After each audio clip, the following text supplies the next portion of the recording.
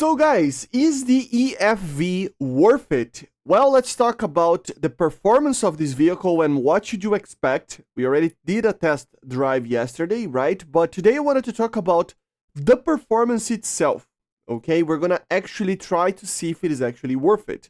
Of course, everything's subject to change, of course, because the vehicle is not fully implemented yet, so some things might change. But I have some good points about it and some bad points, and at the end of the video we will have a conclusion talking about whether it is worth to actually do the grind to the vehicle, if it's worth to actually sell it, whatever, right? So first of all, the good points about it. The first thing is that this thing has an amazing cannon. It really is an amazing cannon. The stock round is already pretty okay actually for a 30mm automatic cannon. But you do have the Mark 258 MK, I don't know if it's marked, but anyway, APF SDS, which penetrates pretty substantial amount of armor, right? You can get up to like 100, more than 100mm depending on situation, right? Which means that you will have a lot of performance on this gun to actually kill targets very easily, especially if you are flanking them. So of course, even with the APDS, or the APF SDS, you can get some penetrations, but in a general sense, it will be pretty much impossible to get penetrations from the front. As you can see, you can do damage, even with the stock round, see? But it's a bit, pushing a little bit of the limits, okay? Of course, the main thing will be when you are trying to flank targets, right? Remember, these targets are the targets that you're going to face in these VR. This is a 9.3. In a kind of angled position, as you can see, it is pretty hard to penetrate. But once you get directly to the side over here, you're going to get kills very easily, depending on what the type of target is. So this is more of a flanking vehicle than anything, but at the end of the day, it is... It does have a pretty good gun with some pretty good ammo and a very fast fire rate. So this is the first good part about this tank, okay? That it does like to fire very fast, penetrates very well for the caliber that it is. And together with that, guys, remember, if you are gonna have to flank targets like this, you're gonna need a couple of things. Like, for example, mobility, right? Mobility is one of the things that make this thing, it makes any type of scout tank or a tank that needs to flank targets to get kills to be good. And as you can see, the mobility of this thing is also another good point. It is very fast. It doesn't matter if it's on the ground or, on a track, like a paved track, or if it is on the normal ground over here. You can see that it is pretty fast, right? So it's perfect for flanking maneuvers. Because you have a pretty good gun, very fast firing, it doesn't give a chance when you're flanking targets. You can still have a chance of destroying them from the front, but from the side it's just very easy to kill. And it is fast enough to get to the positions. And of course, just like I told you guys, showed to you guys actually yesterday, even in the water, it is amazingly fast. So if there is any type of a map that uses water, you can use the water as an advantage to get to places very fast, as you can see. Look at this. This is just insanely fast. Look how much speed I can get. Look at this, man. 45 kilometers per hour, right?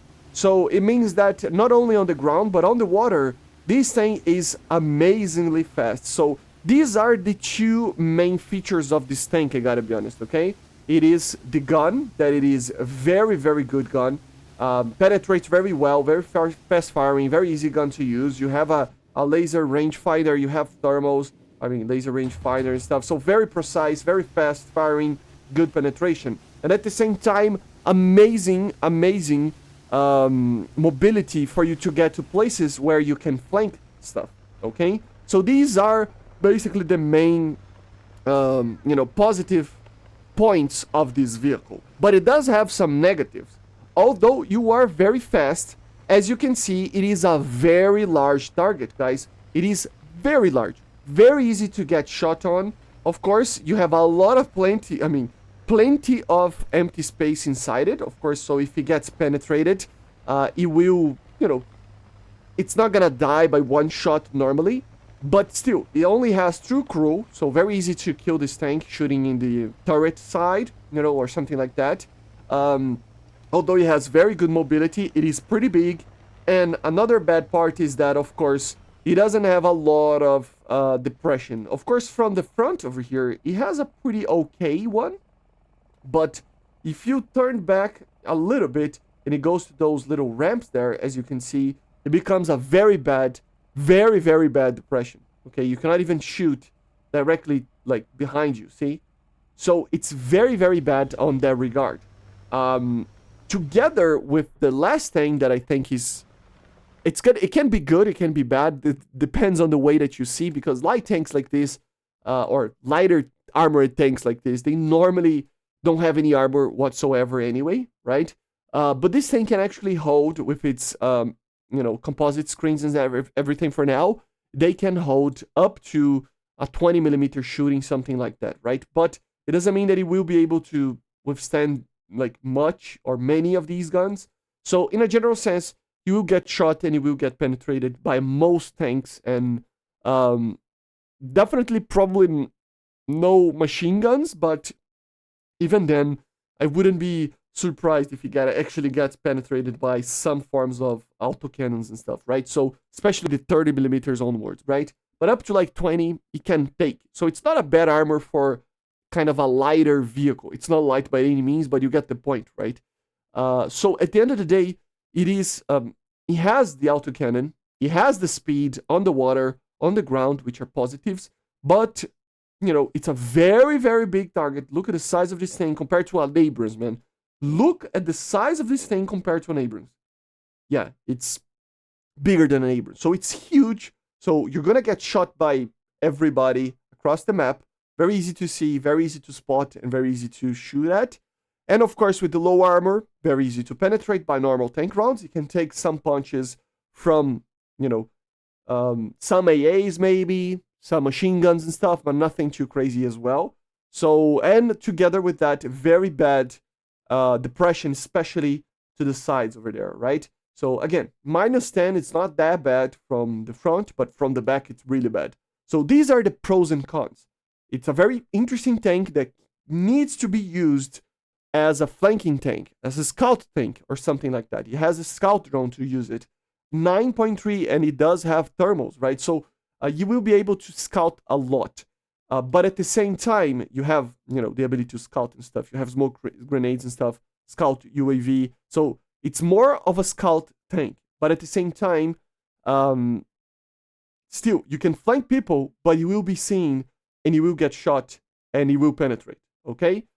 So the verdict, is it worth to grind? First of all, for you, to your personal use.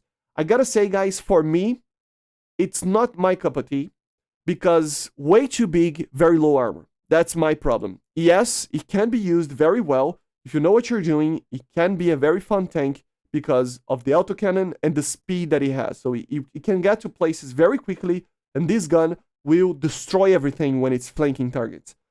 But it's so big that it's not my cup of tea, because it's going to be hard to actually hide this thing. Okay, so for your personal use, you gotta like two types of tanks.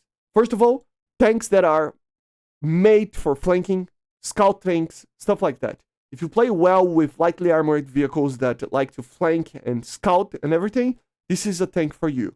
The second type of gameplay here would be kind of a support role. So you can even be in the middle of the match, but you gotta hide yourself, and you will end up just scouting as well.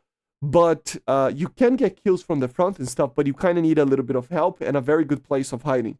So if you like that type of tank, yes, maybe it is for you. But I gotta be honest, if you don't like any type of scout, fast flanking tanks, if you have, like MBTs, medium tanks, heavy tanks, TDs, stuff like that, this is not the tank for you. Okay, that's the major thing that I need to talk about. So it depends on where you place yourself in. For me personally, I don't place myself in this type of tank. I'm learning how to play with this type of tank right now with tech trees that I'm researching, but to be honest, it is not for everybody. You can get killed very easily, and you need to think about every single move that you do. And when you are this size, it's not easy. So if you like that type of tank and stuff, yeah, then it's gonna be great because it's a different flavor to the same type of tank that you are accustomed to, especially because of the speed on the water. But everything else, it is a bit problematic, okay? And then let's talk about the last thing. Is it worth to actually get it and sell it? Well, I don't think so too much, okay, guys? Although it is a very interesting tank and a lot of people will love it, I don't see this thing costing too much, okay? So, honestly, I mean, predictions like that, it's kind of hard. They're kind of problematic to do, but my view is that there are vehicles out there that will still maintain costs a lot more. It depends on how many people will do this, because there's always a factor of, you know, yeah, it might be not a vehicle that a lot of people will get it, so maybe the price will go up because of that. But then there is not a lot of people selling it as well and wanting to buy, so because of that, you know, maybe the price drops. So it's problematic to say the least. I don't think it's very much worth to actually get it just to sell, but it's always going to be worth something. I just don't think it's going to be, oh my god, so much money that you can, you know, 30, 40, $50. I don't think you will get to that, but I mean, I could be completely wrong, okay? So this is the EFV again, guys. You tell me if it's worth it. For me personally, not really, although very interesting. It's not the most interesting tank. You gotta love some big tanks that are made for flanking, which is not something that everybody likes, to be honest. It's not the best idea to have a flanking tank that is this huge and with this low armor then, because it's so huge, right? So it's problematic. So you tell me in the comment if you're gonna get it or not. And yeah, I see you guys on the next one. Make sure to subscribe, leave a like, leave a comment, and bye guys. See ya.